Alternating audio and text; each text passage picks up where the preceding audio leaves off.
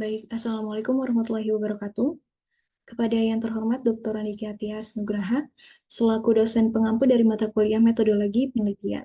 Saya Najwa Mutmainah dengan NIM 1211983 akan mempresentasikan mengenai penelitian yang akan saya teliti, yaitu dengan judul Perancangan Matriks Pengendalian Risiko Operasional pada Humas ITERA menggunakan Failure Mode and Effects Analysis atau FMEA dan analisis Carter.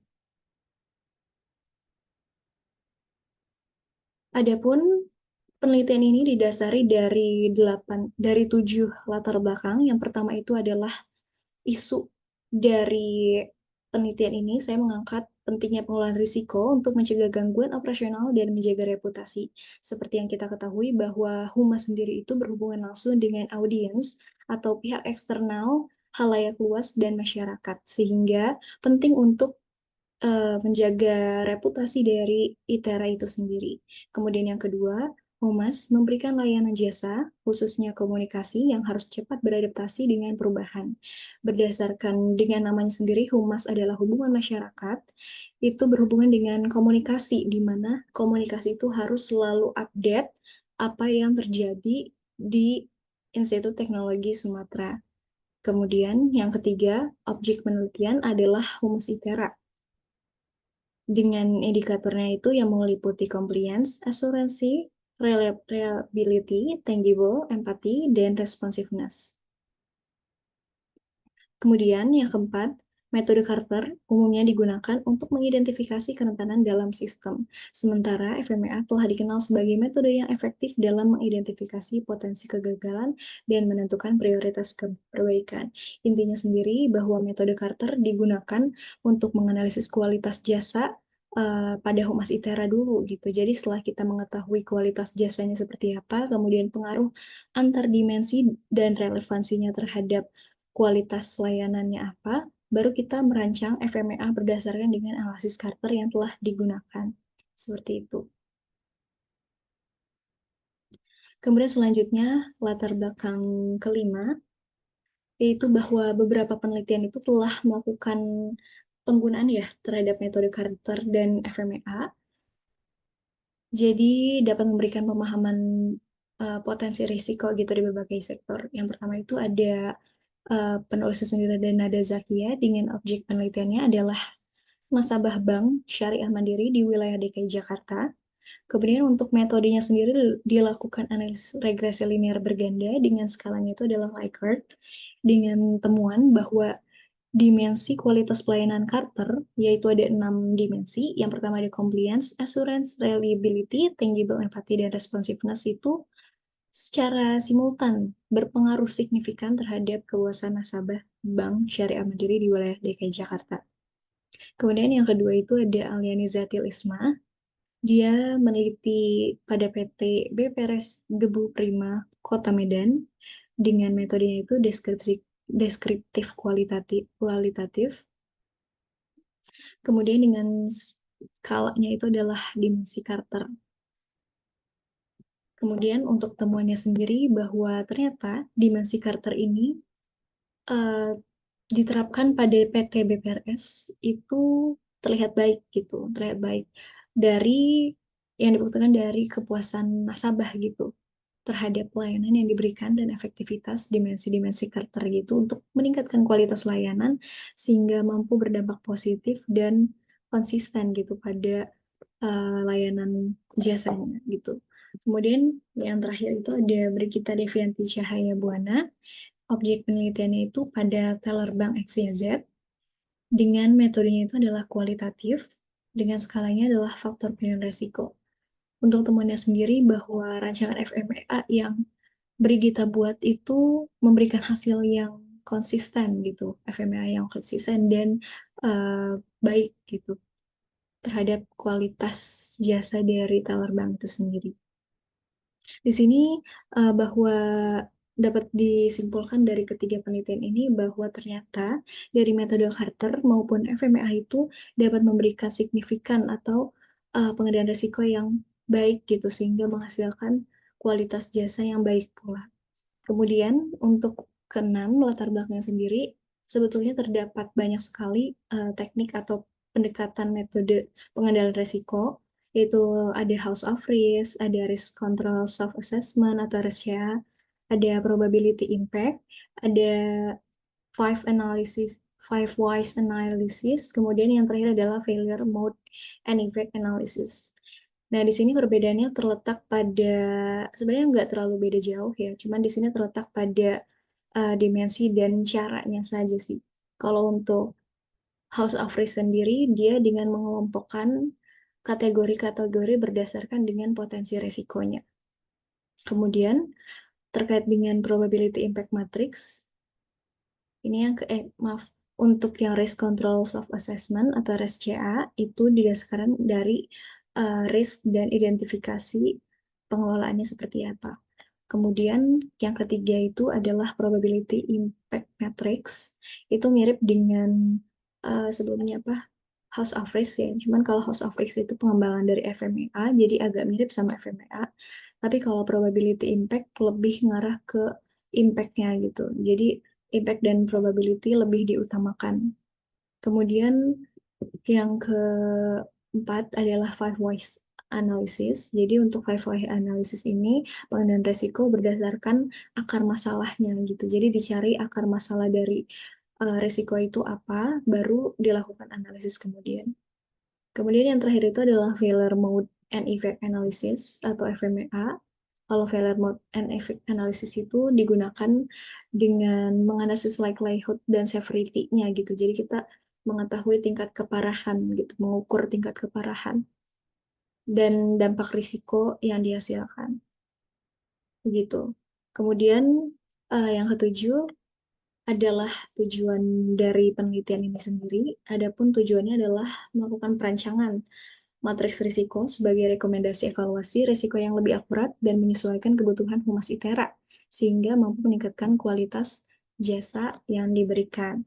Nah, dari matriks risiko sendiri itu diharapkan dapat memberikan uh, pengendalian yang sesuai dengan kebutuhan dari Humas ITERA sendiri.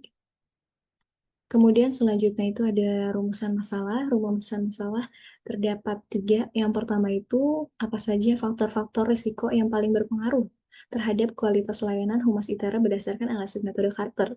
Seperti yang kita tahu sendiri bahwa analisis Carter itu terdapat 6 dimensi. Jadi di situ nanti kita dapat melihat gitu dimensi apa yang paling memengaruhi atau yang paling uh, signifikan mempengaruhi di operasionalnya Humas ITERA. Kemudian yang kedua, bagaimana perancangan matriks risiko yang menggunakan metode Carter dan FMEA dapat meningkatkan efektivitas pengelolaan risiko pada Humas ITERA. Jadi di sini nanti kita akan membahas juga gimana sih caranya gitu menggabungkan dua metode ini dengan untuk menghasilkan rancangan matriks risiko yang dapat digunakan dan berkelanjutan untuk mengendalikan risiko yang ada di Humas ITERA. Kemudian yang ketiga, seberapa efektif sih penggunaan FMEA dalam merancang tindakan mitigasi terhadap risiko yang telah diidentifikasi oleh analisis Carter pada Humas ITERA. Jadi di sini nanti hasilnya adalah berupa matriks risiko gitu. Jadi seperti yang di tujuan tadi, gimana caranya bisa mengendalikan risiko melalui matriks yang telah dibuat dalam penelitian ini gitu. Jadi nanti akan dibuktikan dengan menerapkan pengendalian dengan matriks risiko yang akan kita buat gitu. Kemudian selanjutnya adalah tujuan dan asumsi. Adapun tujuannya sendiri terdapat tiga. Yang pertama itu adalah mengidentifikasi faktor-faktor risiko yang berpengaruh terhadap kualitas layanan Humas ITERA menggunakan analisis Carter. Untuk mengidentifikasi risiko sendiri,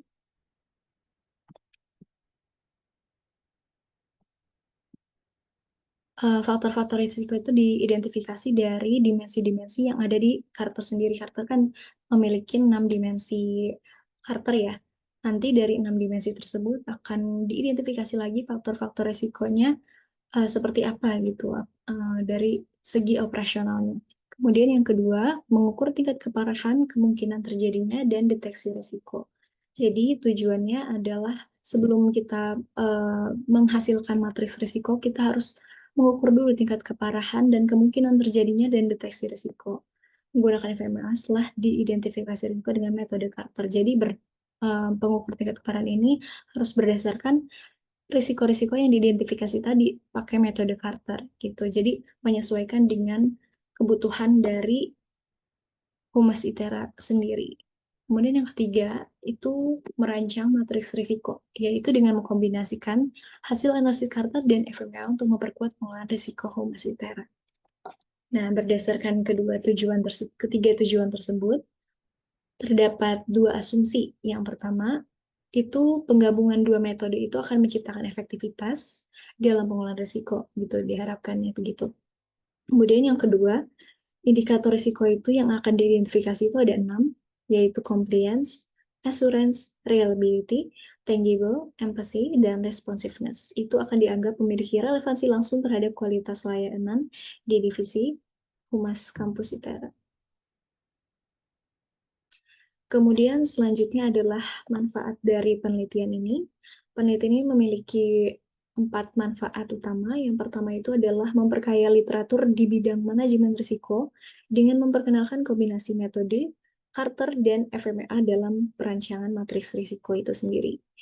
Jadi untuk penelitian ini diharapkan dapat memberikan kontribusi juga di di pengembangan ilmu pengetahuan sehingga kedepannya dari penelitian-penelitian itu dapat menganalisis lagi atau meneliti lagi gitu terkait dengan kombinasi dua metode yang digunakan untuk mengendalikan risiko. Kemudian yang kedua itu adalah memberikan pendekatan baru dalam pengelolaan risiko dengan mengkombinasikan analisis Carter dan FMEA. Jadi sebetulnya untuk kombinasi metode ini jarang sekali ya digunakan gitu di penelitian-penelitian khususnya pada sektor komunikasi ya karena Humas ini sendiri itu berada pada industri layanan jasa komunikasi gitu. Nah, di sini eh, memberikan pendekatan gitu atau pandangan baru ternyata bisa menggabungkan dua metode sekaligus gitu sehingga akan menghasilkan metode yang dapat lebih efektif gitu untuk mengendalikan risiko itu sendiri. Kemudian yang ketiga adalah merancang strategi mitigasi risiko yang lebih efektif dan terukur sehingga dapat meningkatkan kualitas layanan.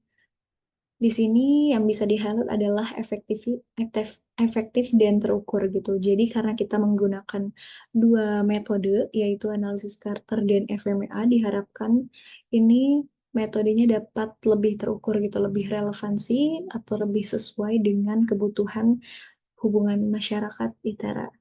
Kemudian yang terakhir adalah penelitian ini dapat mendukung peningkatan kualitas kerjasama antara dunia usaha dan dunia industri dengan perguruan tinggi melalui penguatan kapasitas Humas ITERA dalam menghadapi tantangan komunikasi. Adapun batasan penelitiannya, yang pertama ada batasan objek, yaitu Humas ITERA. Kedua, batasan populasi dan sampel, yaitu followers IG ITERA official. Kemudian yang ketiga, batasan jenis instrumen, yaitu ada kuesioner online dan SAM.